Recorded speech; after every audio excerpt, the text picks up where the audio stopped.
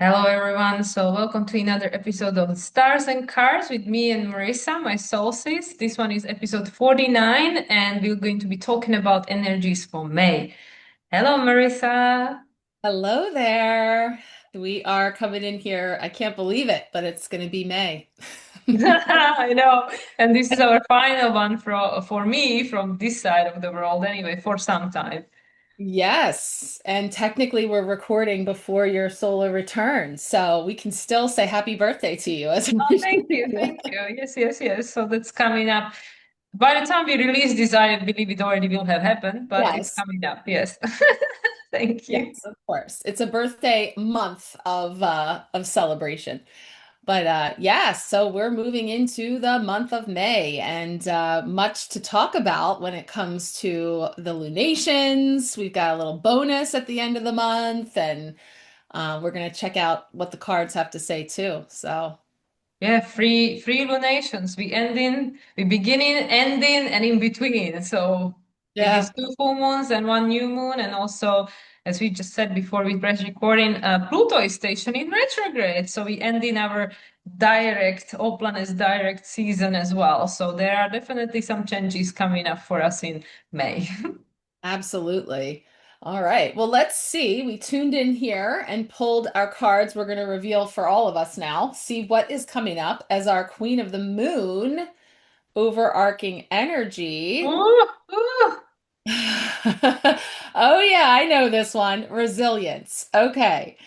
So this is the one that's showing all this gives me a lot of like 10 of Wands vibes, Yeah, yeah, like yeah. Same. carrying everything, the burden, what we're shouldering.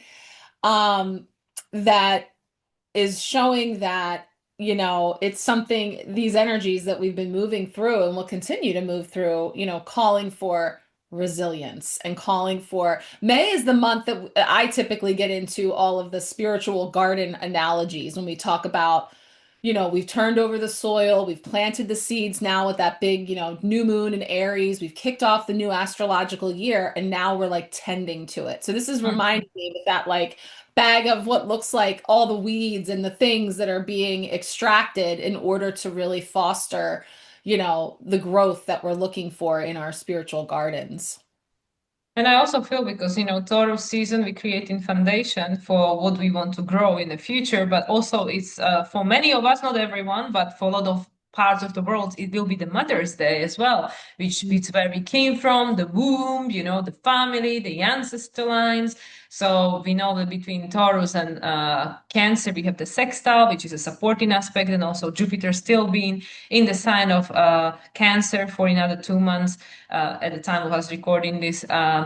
This is still helping the expansion, which is not necessarily an easy one or happening easily. So I feel that resilience and just looking at it, like she's carrying the weeds, but it looks like snakes. So I'm like, oh yeah, that is very aligned with the Pluto full moon that we're gonna kick off the month with, because yeah, it requires resilience, the strength, the sense of empowerment. It doesn't come from easy life usually. So I feel that whatever we're shouldering, whatever we're going through, whatever we're facing or have been facing, it is preparing us for the fruition of the foundation that we are creating at the moment. So it is a deeply, Taurus is, after all, subjective process. It is very personal. Personal, it will vary for everyone. And yeah, it's interesting you said about the Scorpio full moon because it's like that was an analogy I've been given before with the snakes and the skins that have been shed.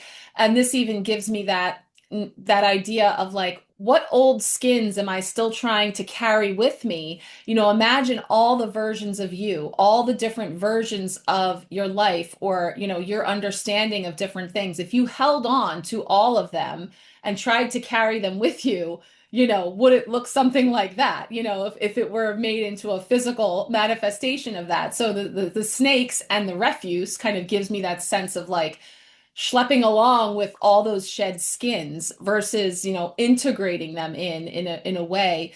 that we might be feeling the weight of. Or for some people, really just from a practical standpoint, like decluttering and releasing the physical matter that they're holding.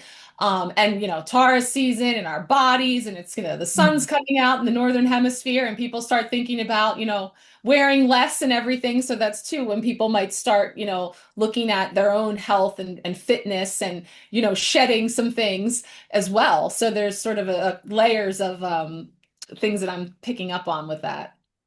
Yeah, and also this will be the first lunations with Uranus back in the sign of Gemini. So it's all about these new timelines, the choices we have to make in order to become a frequency match and eventually manifest these new timelines we are choosing. But the other thing that came to me, because with what you said, like we've been accumulating, and if we were to carry everything that we've ever experienced accumulated through our life, there will be a lot of snakeskin. That is the square, like we're going to have this continuous square between Uranus and the lunar nodes, pretty much until the lunar nodes move, because Uranus doesn't move all that quick. So I think about 2, 3 months, we're going to have this continuous square between Uranus and the lunar nodes, resolution North Node. So North Node is still in Pisces until the end of July, and of course, currently ruled still by Jupiter as the traditional ruler, currently in Cancer, will be moving into Leo on the last day of June, and then Neptune being in a sign of Aries. So it's saying that yes, like we have to, there is a lot of releasing still going on, even though we are no longer in a year of a snake, but with this fire horse, it is happening at the rapid speed. Yeah, absolutely.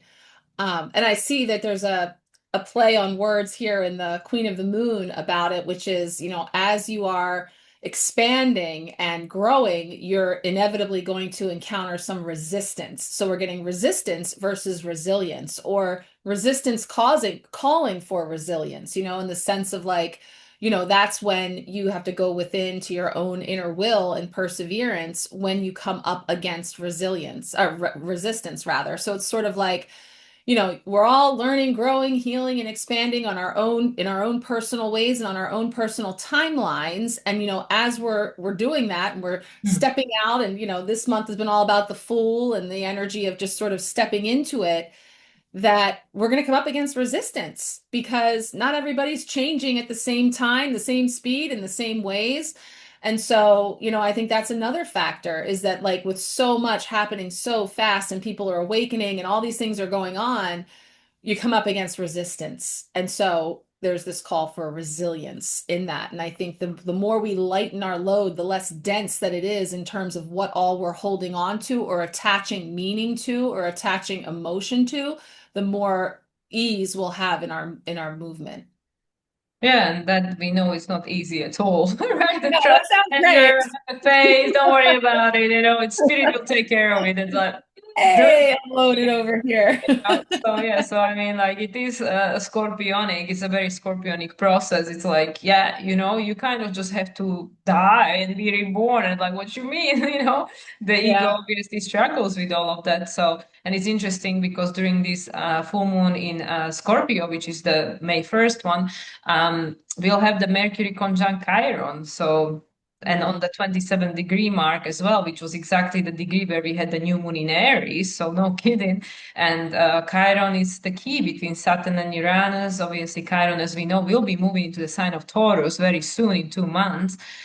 So with Mercury now, as of May, being the rule of Uranus for the next 8 years, and Mars, currently being the rule of Saturn and Neptune and all that, there are a lot of changes because Mars, even though it is moving slower than Mercury, still has a 2-year cycle. So things are coming out fairly quickly. And with Mercury going retrograde 4 times a year, there is a lot of reevaluation. And especially now with Uranus in Gemini, there's going to be, we won't have to wait very long for manifestation of anything. Good, bad, ugly, in between, it's going to be happening very quickly. So that's why I feel with this Chiron, like we just, you go or you be pushed, I mean, it's in Aries and it is not easy, but yeah. So anyway, all that said, the resilience card makes sense.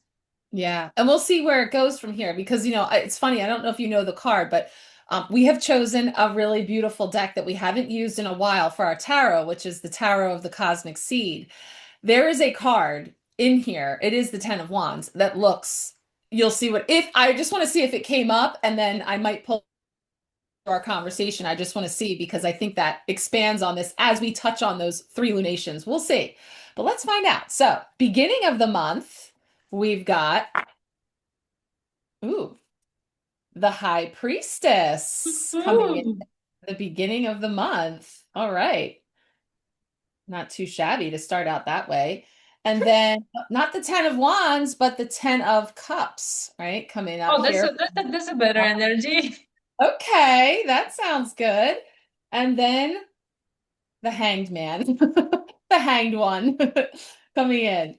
Okay, so major, major, and in the middle we have the cups. So that's interesting because we have two full moons bookending the month. We have two major arcana cards for beginning and end, and then in the middle, the height of emotion, the 10 of cups, right? So what are you asking me for? You already know, right? The High Priestess coming in. Wow. So full moon in Scorpio, right? And the unseen and the unconscious and what's on the other side of the veil and wisdom coming up and being, brought up here with that owl and just the sense of, again, as you meet resistance, the going to your own inner will and going within in this way to connecting in with your high priestess, with your inner, highest self coming in for that beginning of the month.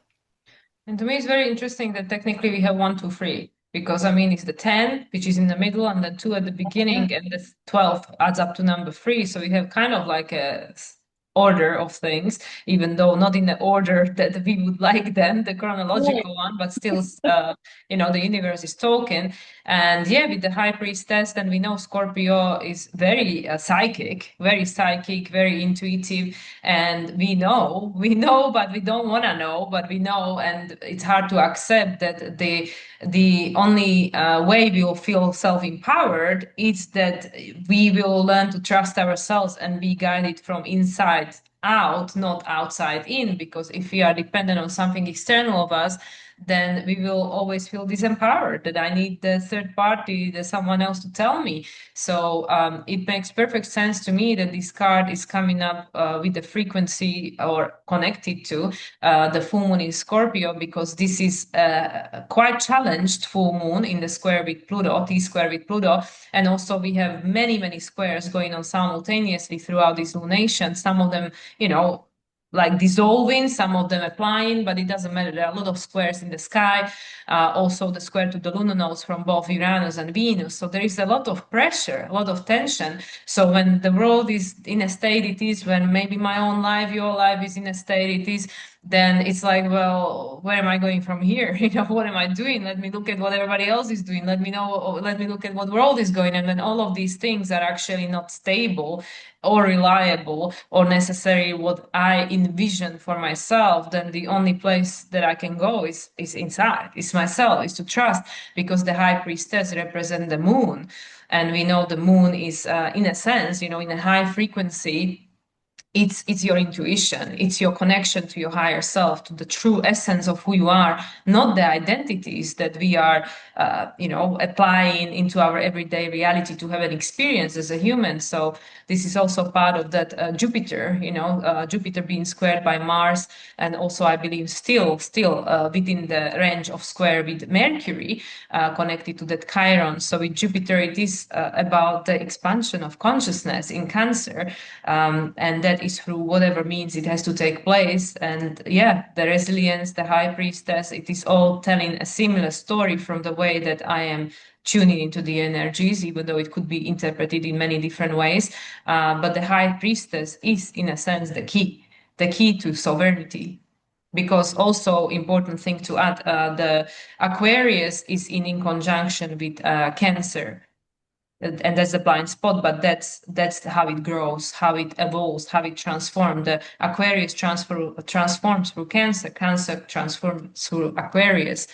So it's like, the way you empower yourself is, in a sense, to break free from everything that you think you are, because everything that's defined and labeled is limited to that single definition. So to go beyond Aquarius, it's to forget who you were and allow yourself to become whatever is the potential of the universe that wants to be manifest, which is constantly changing. And the key to that is the high priestess. Mm.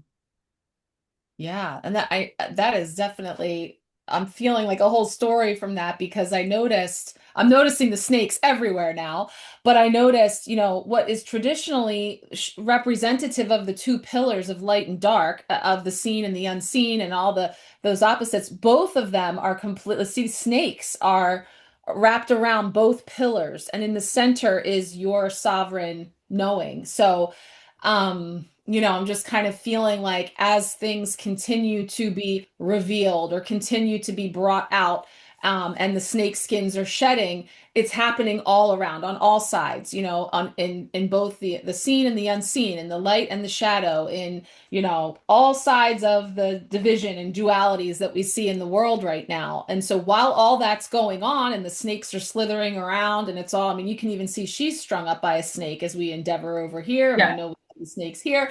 So there's this sense of all of that, it has been there. It's just as it's all coming up and being illuminated and seen through all of these different aspects and being amplified with the Jupiter and all this energy, that you're here, in this sense of holding that center point of wisdom, and really just a knowing and seeing that's not overly emotionally reacting or in either direction. There's sort of a sense of holding that, and remaining resilient, as that the moon card is indicating, but navigating from there.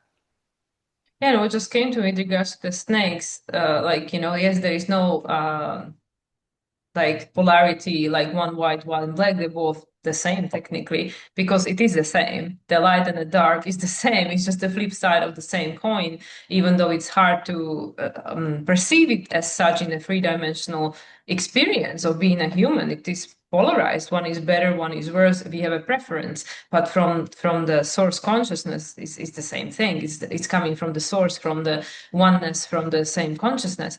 So anyway, leaving that behind, what just came to me is interesting because my husband recently did the vision quest and he saw a snake, and it was a very, very pale snake. And then when he was being advised by a shaman, she said to him that that's because that snake just recently shed the skin. This is why it was so pale. But she said that these are usually more dangerous because they're like young, like they in this new energy. So that's what I feel like with still at this stage, at the beginning of May, Mars is still in Aries, I believe. Let me quickly check when it's moving. It's moving into Taurus on the 18th, so it's after even the new moon in Taurus, which is on the 16th. So Mars is still in the sign of Aries, and we can feel, also we have and will have had two lunations in a row ruled by Mars. We had the full moon in Aries, now followed by the new moon in Scorpio, traditionally ruled by Mars.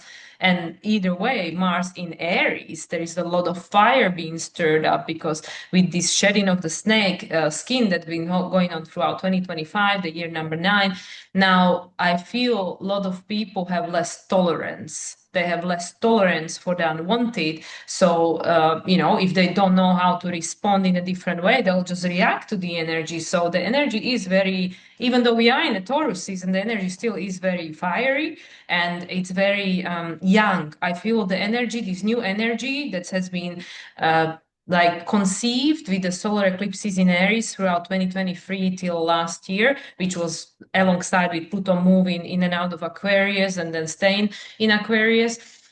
This energy is very young. So we know this new energy of the new earth, of the Aquarian is very young, it's here, but the energy is immature, it doesn't know. We don't know what it's going to become. So it's quite volatile because it's like is learning about itself, like who am I here to become, what am I here to be. But at the same time there is that innocence that I can become anything, I can be anything. But with the high priestess, the shadow and the light, they are both coming out simultaneously.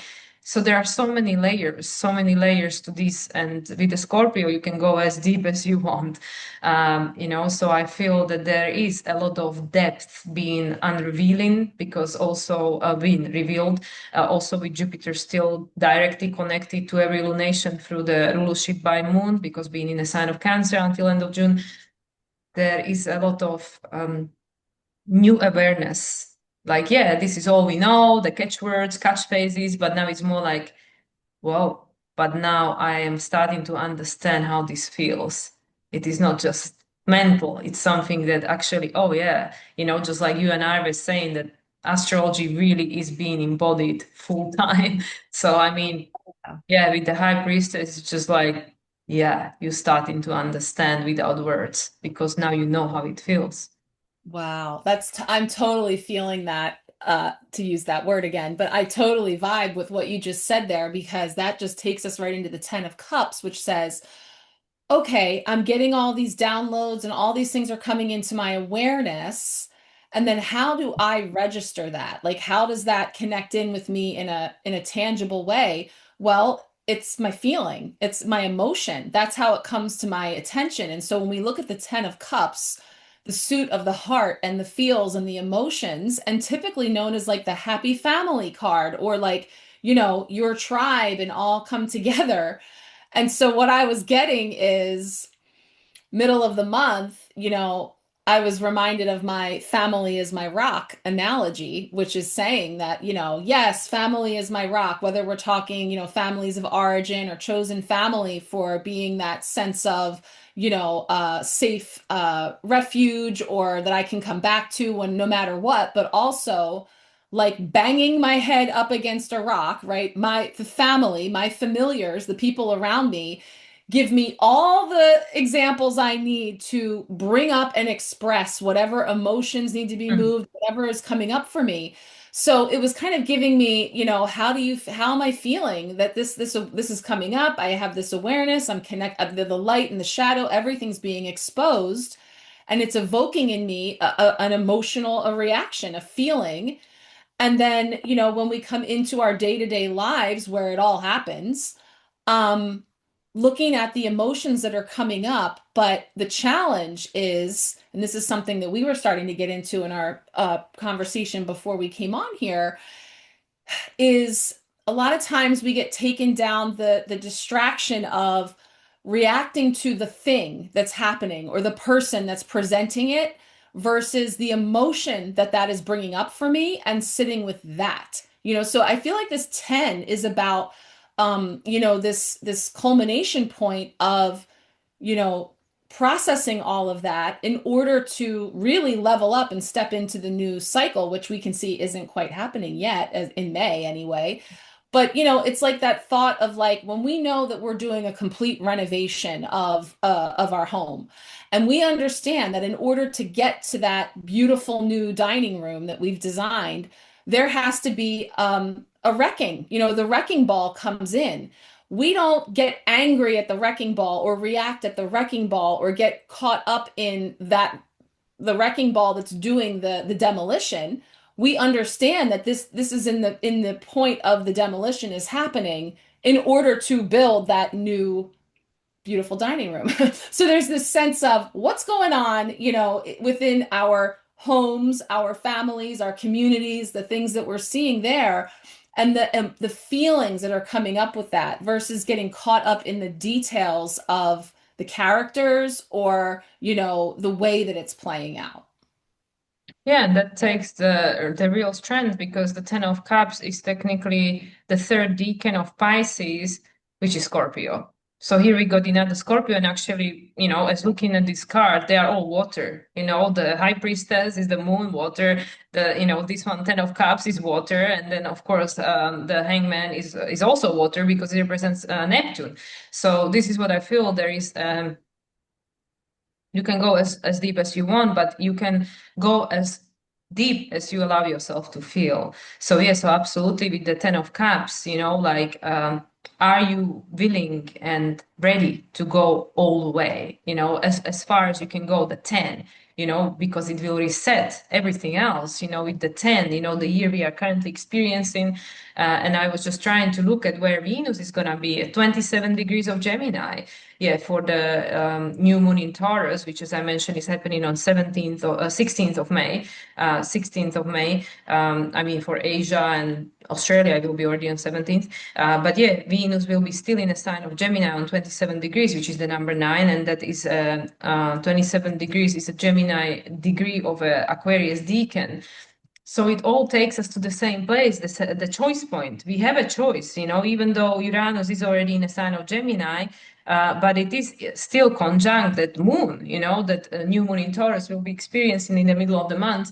So there is a new phase conjunction. So this is what I feel like we really, with all of these players coming back into the positions we already experienced briefly last year, and also still preparing for Chiron changing sign. Jupiter is going to change sign naturally, and the nodes changing sign at the end of July. So we still have additional flavors to be put in a pot to create this new flavor, this new whatever we're creating. So it's gradual, but we already at this place where it's saying, okay, well, start to make a choice, for yourself where you want to go. And just like you said, there's so much distraction, there's so much going on.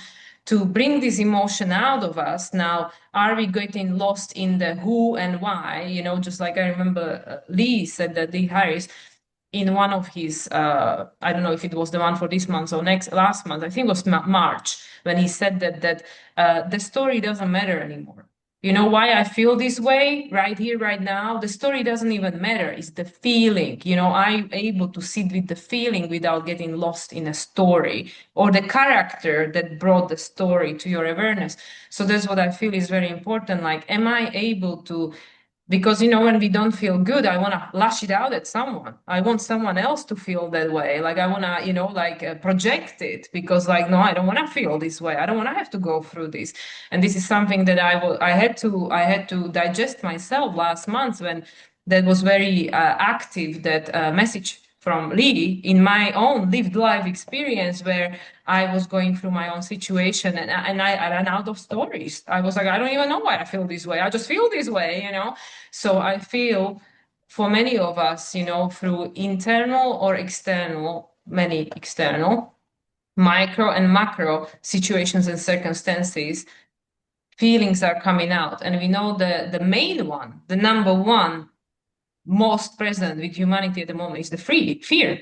Is the fear, which is Scorpio, fear, Scorpio, like, will I survive this? How am I going to survive? What am I going to do? I feel hopeless. I don't feel empowered. I don't feel in charge. So that's why we go back to the high priestess. That is your key. You have to learn to trust something that is beyond the mind, beyond the program, beyond the matrix. So, with the 10 of Cups, it's saying, yeah, this way of experiencing reality through Piscean age lens, it's maxed out, it's finished, just like the resilience, the Queen of the Moon, and you say it reminds you of 10 of Wands. Yeah, that creation is complete. Saturn is now in Aries, Neptune is in Aries, it's complete, but we still see the residue, the skeleton of that system, of that emotional blueprint. And we're still going through it, because, I mean, the nodes are still in Virgo Pisces. So that's what I feel like, until all of these planets and nodes will shift, we still will keep re-experience. And I mean, even after that, like, we all in different places of the journey of the ladder. So yeah, and it's interesting that there are cactuses. It I doesn't thought really the look same like, thing. it doesn't really look like very 10 of cups. It looks like, Doesn't well, feel very yeah, soft and flowery, exactly. but So it's resilient, right? Because cactus have to be resilient. They have to be able to hold on to the water in a very dry, arid condition. So that's what I noticed was the cactus aren't necessarily thought of as being warm and fuzzy any more than a snake is, right? But yet it has a purpose. And it's interesting because both the snake and the owl are, predators that typically prey on similar, um, creatures. Yeah. creatures, and but yet one does it slithering low on the ground in the midst of it all, and the other one does it from a higher perspective, right? And so there's many ways to achieve this. And yes, you could be down in the muck of it, like, in the grasses trying to, find your meal that way, or you could be from this elevated perspective. And you get to choose. That's the other thing. Like, not everybody is going to be coming through it the same way. And one of the things that you brought to mind for me with that, looking at the stories versus the feelings, is this is another emerging thing, which is, again, not to, no one is better than the other, but typically we have looked at we've done talk therapy when we talk about the way that we address trauma and, the emotions and the mental and all those things is about, sitting down, laying on a couch and telling the story and talking the story and discussing it and turning it around, and, versus somatic healing and other methods that are becoming more well known, understood now, and reemerging from ancient healing techniques that are about dealing with the emotions and the energy that's trapped in the body and our tissues, and better understanding all the interconnectedness of that. So it's like, in the same way that, family is my rock and giving me all of these things that are triggering stuff and bringing up. And yeah, there's a whole story behind that. And there's a whole host of characters that we could sit here and talk about and get into the nitty gritty about down in the weeds. Or we can see, well, I feel unseen. It makes me feel, whatever. And then we address that feeling, we address the emotion. And this is just an alternative way that's becoming more and more understood, or more, in a way that's more accessible, or maybe more people are just in a place where they're ready to receive that, or to look at those other ways as well. Because then I was thinking, in the same way that, family and all those people, the planets are our rock. All these things that are happening are initiating and triggering and giving us exactly what we need for our collective evolution. So it might not be preferred. I might not like the way that I feel with, a retrograde or a particular transit, but it's actually serving just what is needed. And so whether I'm down here looking at it or I'm looking at it from this big perspective, it's all coming in for observation, and where we go from here. Yeah, and I think, even what you just said perfectly ties up to that last card, the hangman, because, like you use the analogy of the snake, coming from the ground, a display, or the owl coming from the higher perspective. That's in a sense what's happening. Like, yeah, am I going to change because of what's happening down here and because I'm being pushed and I don't really have a choice? Or am I going to, like not have to change through that experience, but I am just going to choose with my free will that, okay, these energies are at play, as above, so below. So that what's going on in the world is requesting it, the change is necessary. That's it. Us as a humanity, with what we've got available now technologically, you either change or you're going to blow up the whole thing. And then from the higher perspective, the planets, the astrology, the frequency of everything, it's saying, yes, yes, it's time for humanity to change. So are you going to change because, you understand that somehow through your intuition, and you just tap into the energy and start downloading and adjusting to these new frequencies? Or are you going to do it foot in the ground because of necessity? Either way, it doesn't matter. So that's why I feel like with the last card, which is the hangman, which, yes, can signify delays or whatever. But, if I tie it to all the previous cards we already covered, that's what it's saying. Well, you can choose to look at it whichever way you want. But if you shift the perspective and understand all the sides of it, just like the, high priestess, like I said, the white snake, black snake, white pillar, black pillar, in a sense, is the same thing anyway. Then you understand the story differently. You will understand the experience differently. So I feel, because usually it's about the shift of perspective and the enlightenment, the spiritual awakening and stuff. And I mean, the head is blossoming, right? So I mean, it doesn't even have a head; it's just a flower. It's blooming. The consciousness is blooming. So yeah, so that's what I feel, that this is how I would interpret in connection with the other cards. But I mean, yeah, it could mean that, okay, yeah, some people are going to take some longer time. So maybe there will be some other things that will be needed for that energy to come into blossoming. Who knows? it's interesting when you turn it upside down, her hands really are sort of like, this or that, one way or another, bloom anyway. And it's funny because I pulled out the Ten of Wands, and I feel like it goes here with what you just said. This is literally the card that's the reason why I own every version of the Cosmic Seed Tarot, because I saw this when it was in the Kickstarter phase, this card, and it's a powerful Ten of Wands, but also, this is why I said that. So that is the Ten of Wands, right? So similar to Wow. what we're carrying and shouldering, but this is powerful in its, the scale of one side or the other. And the fact that you see the child on one side and all the wands on the other is like, if this were to be my inner child, my soul essence, myself, versus all the sticks and the bundles of all the things that I'm managing in the nitty-gritty, to be looked at that way. Or if we're talking about, all the things of life, it's just giving me that sense of like, again, you choose. In the center of it is you, and you choose how you're going to, shift that weight and distribute it, or whether you're holding on to it, if you're shedding it, if you're releasing it and letting it go. That's all required here in the holdup before we open up into, what comes beyond that, when we get to episode 50. Right? Yeah, I do think about it. But you Yeah. see, to me, like straight away, like looking at the two, like, the wood is like something that because you can see like the wood comes from the tree, so that was the manifestation. And then eventually, okay, like, yeah, the tree died or whatever was chosen to happen to it. And then it becomes something else, which is like, okay, this is now da da da, you define it.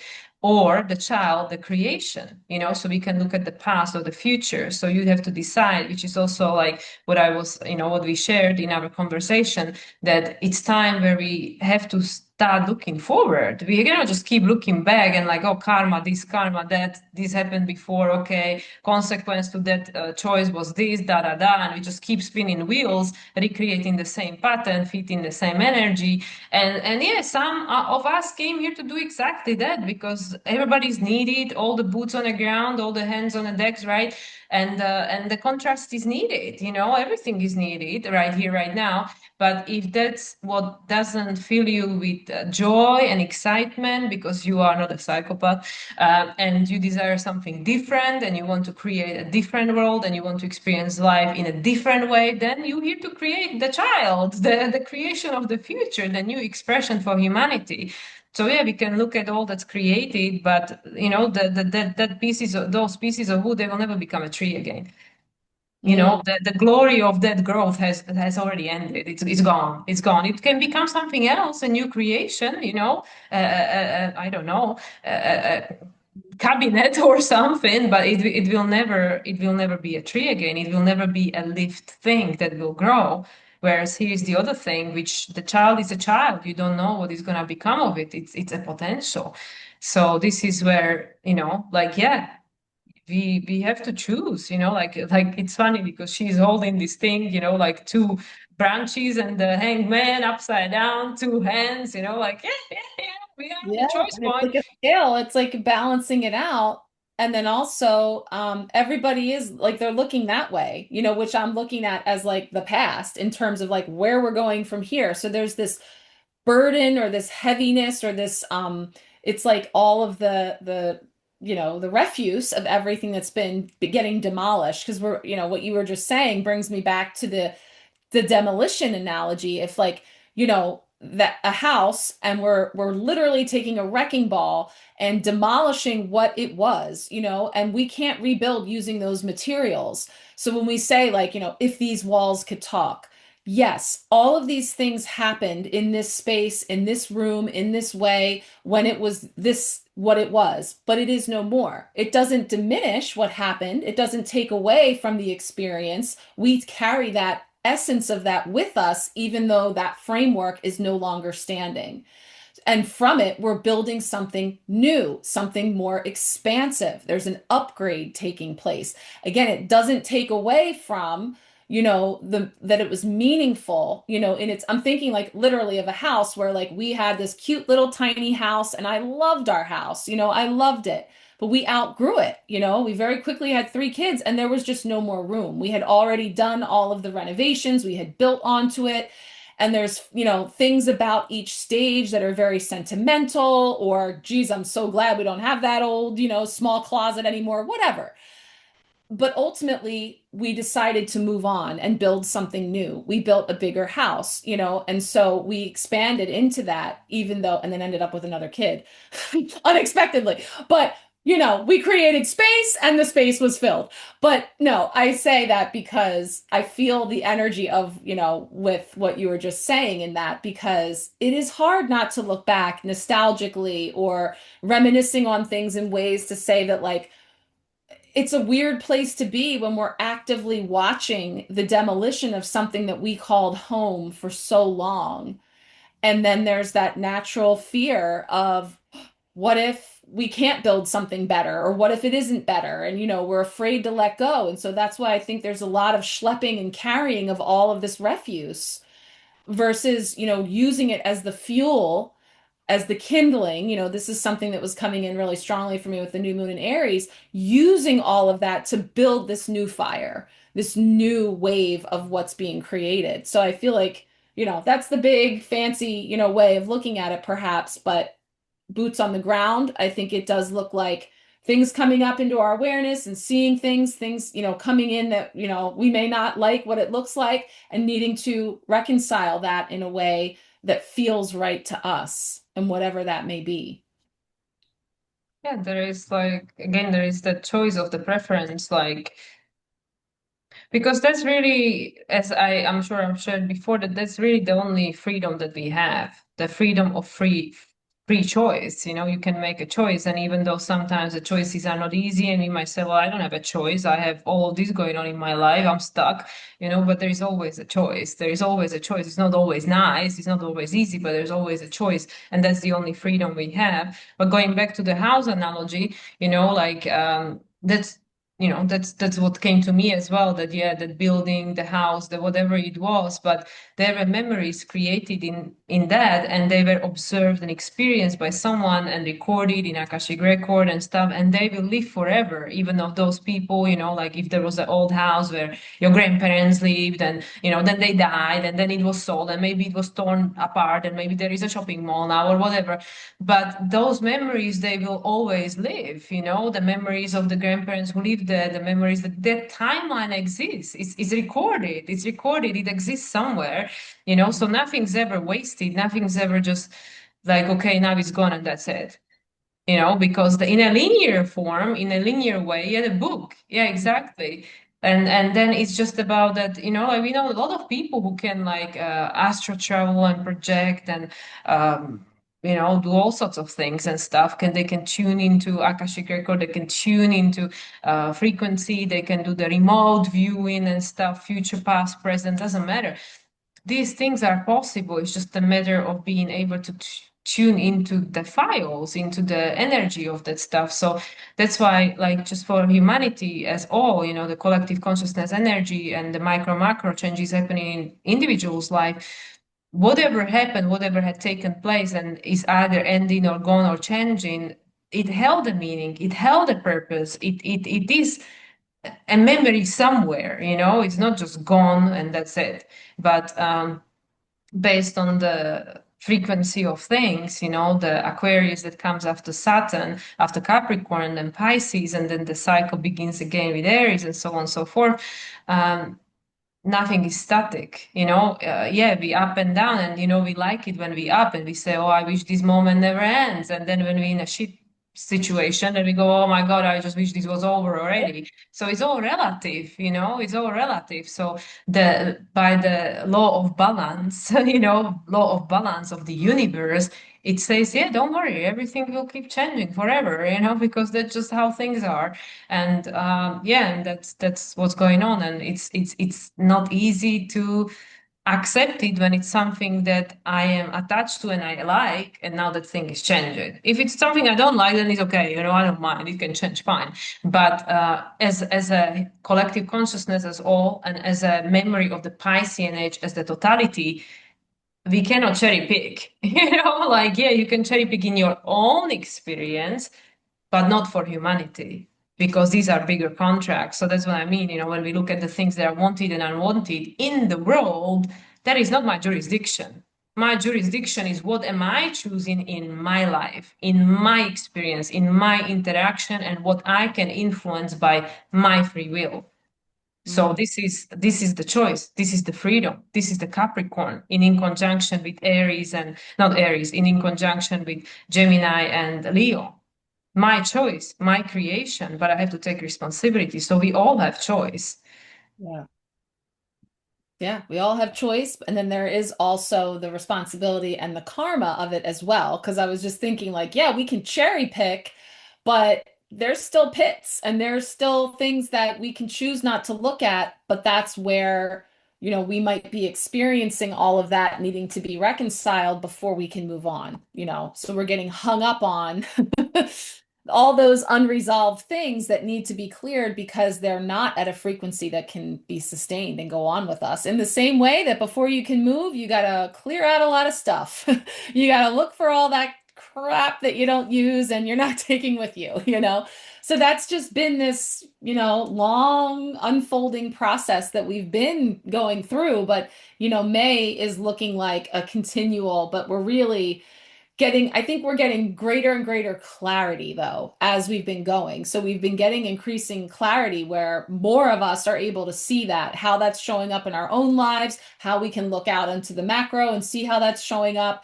And that's giving us, I think, a greater sense of understanding as well, so that we're not, operating blindly, but rather coming into our own I am sense of empowerment. And, in this case, the high priestess is demonstrating a model, a way to hold that while navigating all of this.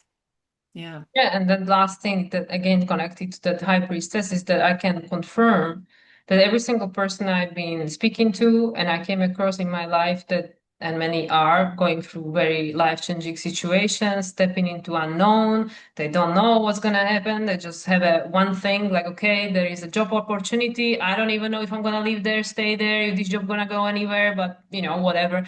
Just one example. Every single person that is in that kind of situation where they just make a choice based on the next step. They don't know Mhm. if it's going to be the full thing. It's just the next step.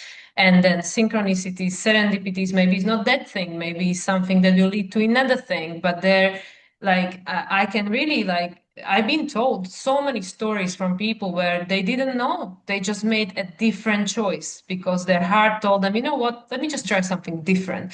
Let me do this thing. And yeah, and usually it's not the first thing that they do, but that leads to next thing and next thing and next thing, and then eventually they find themselves somewhere where they couldn't even dream of, and they said like, wow, I could have never even imagined that this is where I'll go or this is what I'll be experiencing, but I'm happy, it feels good.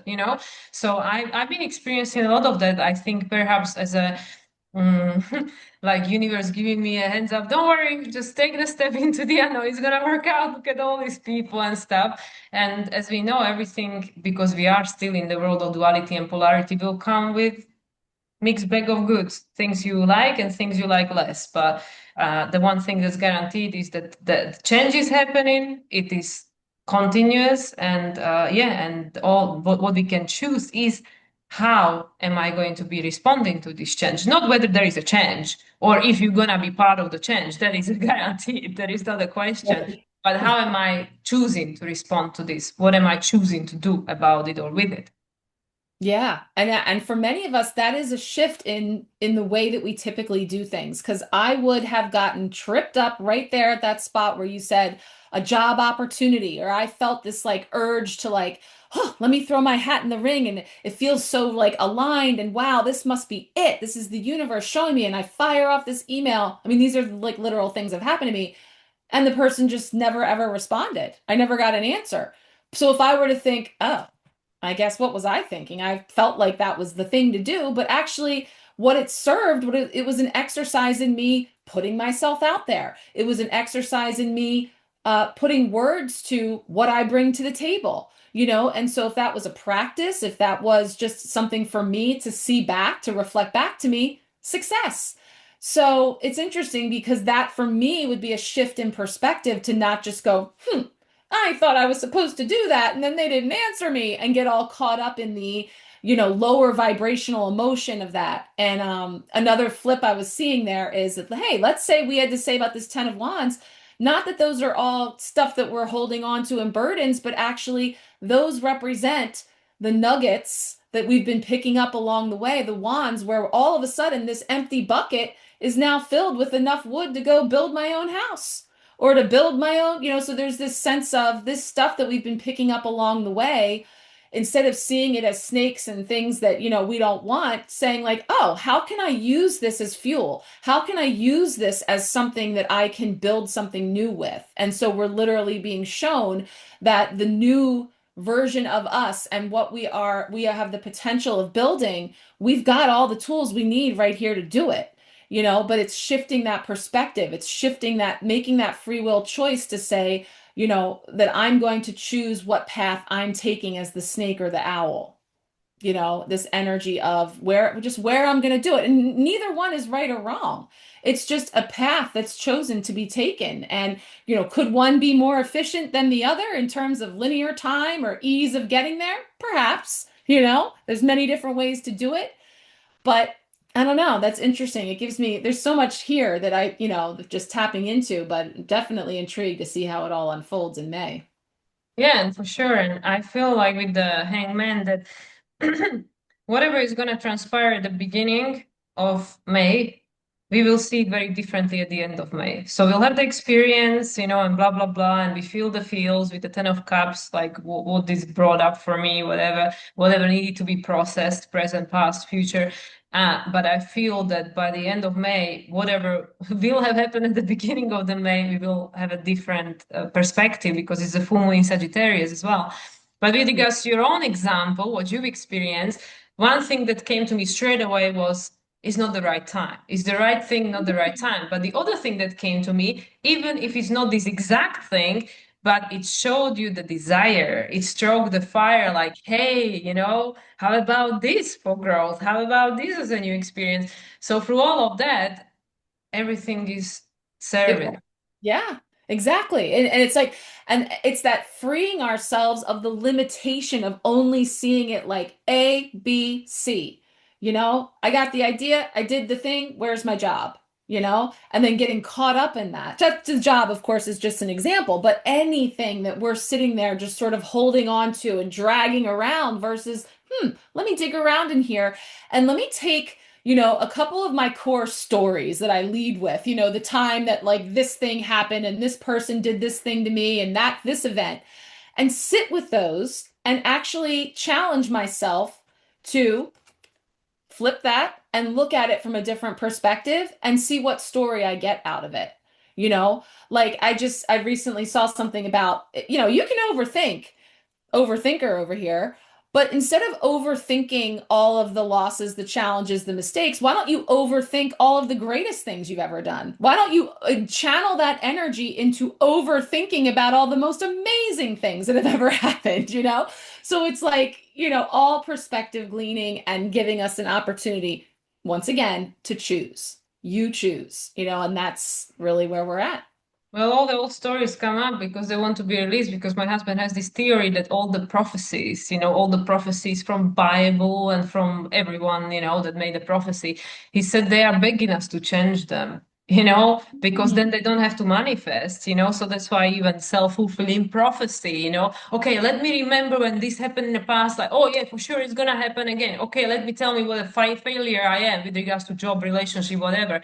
And then it's like, okay, how about I change the story so this prophecy actually will become something different? So micro macro, we experiencing this thing in our own situation because old stories are resurfaces and oh yeah, I know exactly where this is gonna go. I know exactly how this is gonna work out.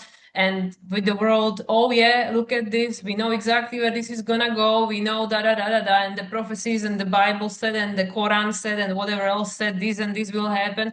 And it's like, you know what? How about we just release these stories and change them? And then the prophecies can go and RIP. They can rest in peace because we just created a new story. And guess what? With Uranus in Gemini, that's exactly what we can do. That's exactly the right time to do that. So now with the hangman, upside down. You say, yeah, you see, this is an opportunity to completely, not just say like, oh shit, humanity is changing, everything is going to shit, everything is changing, but it's say like, well, how about we go, well, rather than doing self-fulfilling prophecy and fulfilling prophecy from thousands of years ago, now we're going, you know what? I am going to choose my own story. I'm going to choose my own prophecy. So thank you. Thank you for bringing all these emotion and stories up so I can say, oh, no, thanks. I don't need this one. I'm already creating my own, just like the 10 of Wand woman. Like, yeah, here is the child. I'm creating this. I'm going to use this thing to make a house for my child or to burn,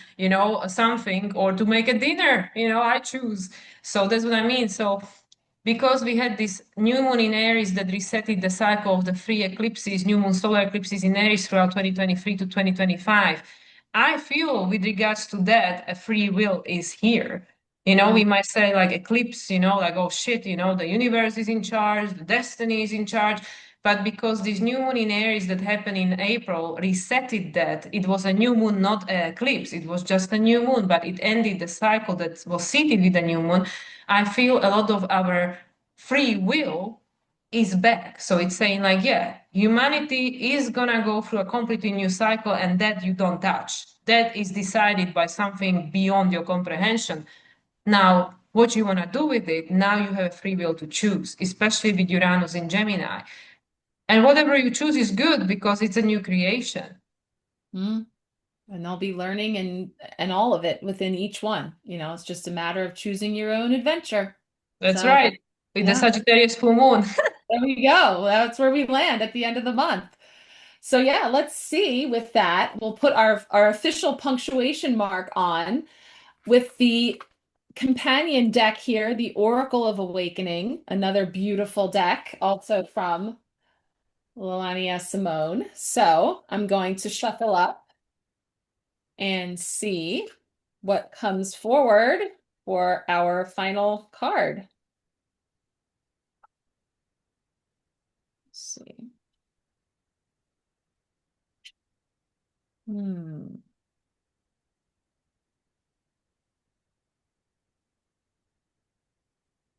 Oh my Gentleness. God, we found last time we used this deck last year, I think exactly the same card came up. Really? I don't I remember. remember this card. Yeah, gentleness, compassion, kindness, and soft. Wow. And look, she's turned her head the other way. Woohoo! She's changed the motion. So now, yeah, like the pathway forward, gentleness, compassion, softness, versus this energy of judgment and criticism and being under the crushing weight of seeing it as this or that. There's a softening there. And then also the illumination all around the crown. Wow. Let me see. I also feel because when you pointed out that, both the resilience card and the Ten of Wands were pointing in one direction, with Yeah. regards to where you sit in, it is the masculine. That's what was already done, the masculine way of being, the ego, like we need to know, we need to control, we need to analyze, we need to have the statistic, the copy paste, because the mind only knows what already happened, is the archive of the past. And with this woman looking to the other side, she's looking to the left, which is the divine feminine. The high priestess is looking forward. The higher self already knows where you're going. Don't worry about it. It already knows. So it's like, okay, now tune into yourself to hear that voice that knows everything. Also, the rise of the divine feminine we've been talking about for like a year now. It is Yeah. not just women being in charge of the world. It is trusting that intuition, that inner guidance, the trust, the surrender, the softness, the women have to be that way because they know physically they are not matched to men. Physically, biologically, we are not equal to men. We are smaller, we are gentler, we are not weak, but we are more. We are not as strong as men. So we use different strength, different power that we embody to, and we are equal, but in a different way. So that's what I feel like. until now, what was being celebrated was the masculine aspects, ambition, putting yourself out there, doing, pushing, this masculine way of being very logical, having everything planned out and stuff. But that's not gonna fly in the age of Aquarius. It's a different. Breaks the pattern of the past. So it's saying, okay, well, we still have to take the inspired action when you know what you're doing, but the pattern to what has been done will not come from the mind and from observation of the past. It will come from something that you will receive when you need to know, and in a way that is not direct. It's through that high priestess.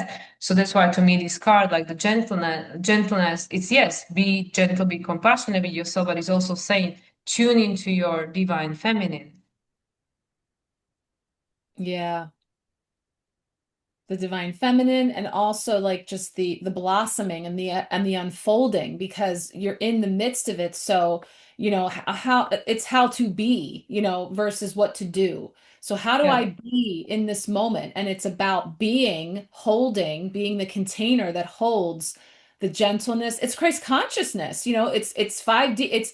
It's holding the compassion, the kindness, and the softness, first for yourself, and then putting that out to others. And so it really is a practice that it's the act of holding compassion and kindness. And so it's bringing the two together into balance, because like you say, it's not about women ruling the world. It's about every single one of us who has both the divine masculine and feminine within us, through our own processes in our own way that it's unfolding it in all the different ways that we've been talking about. Holding gentleness over that is gentleness and compassion and kindness for the process as we are working toward reaching that equilibrium again, and finding that again in a way that, we've never known in this in this time. So yeah, it really feels perfect in terms of the different ways we could go about it. And yet, both of them, this card calls for resilience, also needed, but it's not about how much can you possibly hold in that bucket? Can I throw a little bit more in there, because that's a mark of being successful, or that's a mark of being, productive, doing more, taking on more, doing it all those layers of expectation, and then judging yourself because no, you can't possibly sustain that, so it's just like spinning our wheels in so many ways. So it just feels like, yeah, there's just like this softness and this sense of, how to be in this time is to lead with those things, and then the other stuff just unfolds. And if we continue to look at it through that lens of curiosity and wonder and looking for different angles and perspectives, I don't know. Anyway, in my view, I feel like that feels like it's being handed to us as a practice, perhaps a best practice for these navigating these times. Yeah, like you said, to not be resilient through caring more, but to like resilience through uh, the courage to be vulnerable, to be guided by something that is unknown. Like how many even grown-up big men will freak out in the dark, and that's what it's asking us to do. Go into the dark, into the unknown, and trust it. Yeah. How do you trust it? You are in the dark, you can't see shit. So, and it's interesting when you look at the card of the hangman and the lady at the end, like it's like the hangman woman is wearing a green dress, which is like the heart chakra, and then the other woman has like a similar flower there on the floor, but her crown is now illuminated as a human. So this is Yeah. like the future human. So when things are being turned upside down because we are forced to look at things differently, feel differently, use different lens, because what you think, what you believe, then creates your reality. The hangman, the Neptune, if you look at it from the perspective of the ruler of the North Node, co-ruler with Jupiter, Sagittarius full moon. Hello, anyone? And then on the other side of it, when we are able to shift, and then we are able to create from a different place, create a different experience, different reality, we will experience it differently, and the us who is experiencing it will be different. So to me, that woman in the last card is kind of like a future human, the more recent that one for us to experience going forward, because eventually God knows what humanity will look like if it even will be here.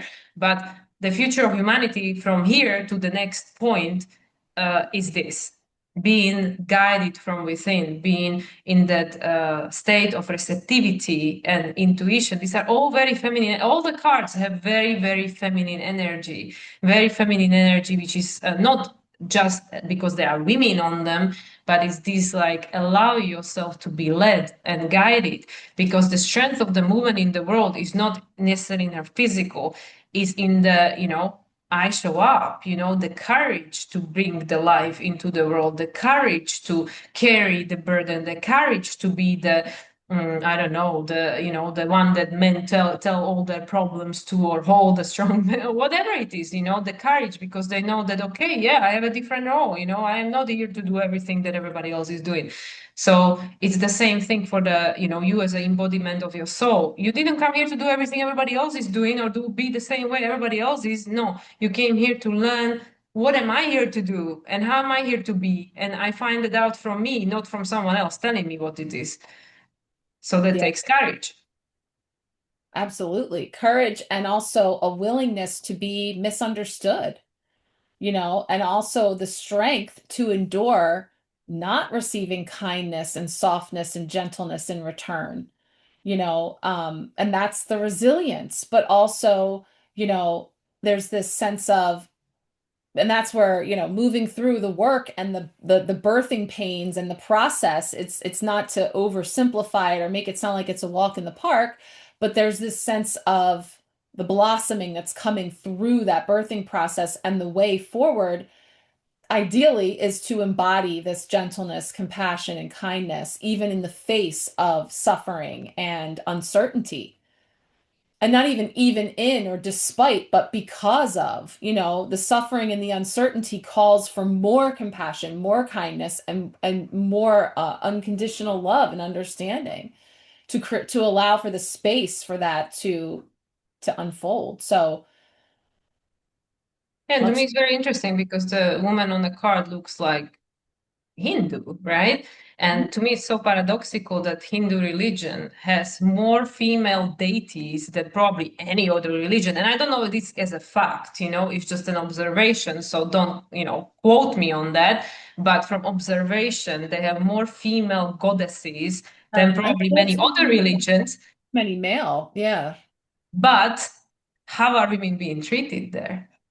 Yeah. They have more gang rapes than probably any other culture, so that's what I mean, the paradox of that. But the women still have to keep going, they still have to keep being who they are, show up, so that's what I mean, like where we can see that the old world, a lot of aspect of it has to change because it's just crazy, so yeah, so I feel like we are starting to perceive things for the totality of, not just the parts, like, yeah, this is good, because it served for thousands of years, our ancestors did it, they did it exactly like this, and like, yeah, that's true. But now, in order to create a new expression of it, we're gonna excavate the good, the meaning of the totality, and we're gonna move forward. We're not just going, or like, yeah, we're gonna use the fragments of it that can be used to build something new, but we ain't gonna copy paste it because it ain't working anymore. It doesn't honor who we are now. Yeah. All new blueprints. So, yeah, there's definitely a lot of that energy coming through here. Wow. Okay. I hadn't really had time to think about May until now. So this is all a lot to just kind of take in and sit with and just see how, as we move through the month, how it all unfolds. Yeah, so it's an interesting month to experience, I think. Yeah, And yeah, I still believe that the end of it we will perceive everything that happened in it differently than we will when it will be happening. 100%. Yeah, I definitely see that as well. Wow. All right. Well, that was, oh wow, and on my side of the world is 1, 2, 3, 4. So the universe is like, yeah, Oh, yeah. that means it's 2, 3, 4 here. 1, 2, 3, 4. All right then. So yeah, so with all that said, I think that's a good place to finish, to end. So as usual, Marissa, please share what's happening in Growing the Flow world. All right. Well, May, we're going to roll into the new empowerment pack where we're definitely in a very like initiating point of view here with the Fool throughout April. May is where I say we're going to be stepping into our spiritual gardens and working a lot with nature symbolism and a lot of fun things that I have planned. So the empowerment pack would be my core offering. Of course, we'll be starting up a new free empowerment sharecast. So that's where I'll be doing all the monthly card pulls and weekly and all the things. So I think those are the two primary things at this point. I mean, I'll have my specials link here to see things like the spring equinox reading remains. I always keep that up until at least June, once we start shifting our thoughts to summer. And the year ahead, of course, but primarily the empowerment pack and all the work that we're doing in that right now is the best place to come see me. Yeah, with all the clearing and everything, you always have your staple, the inner child healing and ancestors. And so Yeah. there are the staple offerings going on as well if people want an additional guidance and help with the clearing and healing. With the chakras. If you want to talk, if you want to move with the emotions and the energy versus all of the talk, that would be the, the color healing options for sure. The place to do it. Yes, yes, Yeah. yes. And how about you? Well, it depends when this Purple. is airing, which we haven't decided at the time of recording this, so we'll decide. But if this is airing before the end of the month, then I have my birthday salon until the end of the month, and then obviously I'll be moving to different time zones. So just keep. I haven't put it much of my availability up on Calendly because of that very reason. But just stay tuned and stay updated. But of course, as always, if it's your birthday this month, so whether you are watching this as Taurus, or whether you are coming up with your birthday as Gemini, then you get the 25% of any of my services. So that could be applied any time of the year. But yeah, the birthday sale, my special annual offering will end at the end of the month. All right. Well, once again, happy birthday Thank and you. Thank you. happy trails to you as you travel as well. So, yeah, we'll see you on the other side. Yes, exactly. All right. So thank you, everyone, and see you on the other side of May for our insights about June. All right. So bye for now. Okay.